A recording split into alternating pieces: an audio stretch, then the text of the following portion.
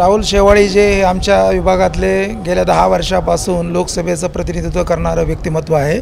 आणि त्यांचं कर्तृत्व आम्ही जवळून बघितलेलं आहे। त्यामुळं त्यांच्या कार्याला एक प्रकारचं प्रोत्साहन देऊन त्यांना पुन्हा पार्लमेंटमध्ये जर आम्ही पाठवलं तर इथल्या समाजाचे संबंधित लोकांची जी काही कामं आहेत त्या कामामध्ये साहेबांचा नक्की हातभार लागेल, ते काम करतील आणि लोकांची रखडलेली कामं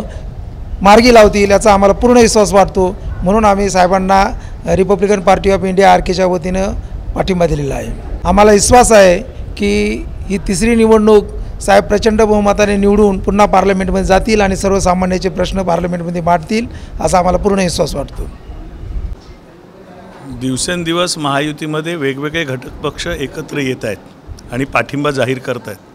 त्याबद्दल आनंदच आहे। आणि सगळ्यात महत्त्वाचं म्हणजे आरके गटाचा जो आज आम्हाला पाठिंबा मिळालेला आहे त्याबद्दल आम्ही त्यांचे निश्चित आभार मानतो। आम्ही त्यांचं अभिनंदन देखील करतो आणि स्वागत करतो आमच्या या महायुतीमध्ये। देशामध्ये एकंदरीत चाललेल्या घटनाक्रमाकडे बघूनच आणि माननीय पंतप्रधान नरेंद्र मोदीजी यांच्या कामाला एक पोचपावती म्हणूनच महाराष्ट्रातील अनेक घटक पक्ष आणि देशातील देखील अनेक घटक पक्ष आज महायुतीमध्ये सामील होत आहेत आणि आम्हाला आनंद आहे की ह्या वेळेला हॅट्रिक साधत असताना एक मला तरी असं वाटतं की अखंड देशातील सर्वात जास्त मताधिक्याने जिंकणारी जर कुठली सीट असेल ती आमची दक्षिण मध्य मुंबईची राहुल शेवाळे साहेबांची असेल। Republican Party of India RK या पक्षाच्या वतीने आज आम्ही या ठिकाणी जे आमचे स्थानिक खासदार आहेत माननीय राहुलजी शेवाळे साहेब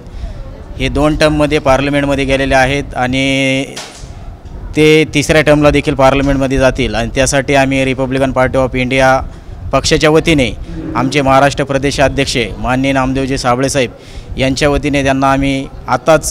निवेदन दिलेलं आहे का आम्ही तुम्हाला जाहीर पाठिंबा देतो आणि खरोखर साहेबांचे चांगल्या प्रकारे ते याच्यामध्ये काम करतात त्यांच्या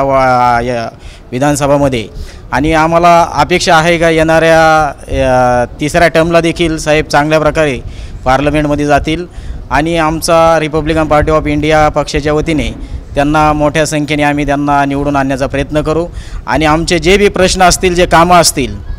ज्याप्रमाणे आता साहेबांनी सांगितलं का तुमचे छोटे मोठे जे बी कामं असतील ते तुम्ही माझ्याकडे घेऊन या, मी नक्कीच ते सोडवण्याचा प्रयत्न करत जाईल आणि खरोखर छोटे मोठे जे कामं असतात आमच्या पदाधिकाऱ्यांचे कार्यकर्त्यांचे तर ते साहेबांच्या माध्यमातून सोडवण्यात येतील अशी अपेक्षा या ठिकाणी आम्ही व्यक्त करतो आणि त्यांना जाहीर पाठिंबा घोषित करतो। CEN न्यूज देश प्रदेश की ताजा तरीन खबरों के लिए CEN न्यूज को सब्सक्राइब करें और रहें पल पल की खबर से हर पल बाखबर।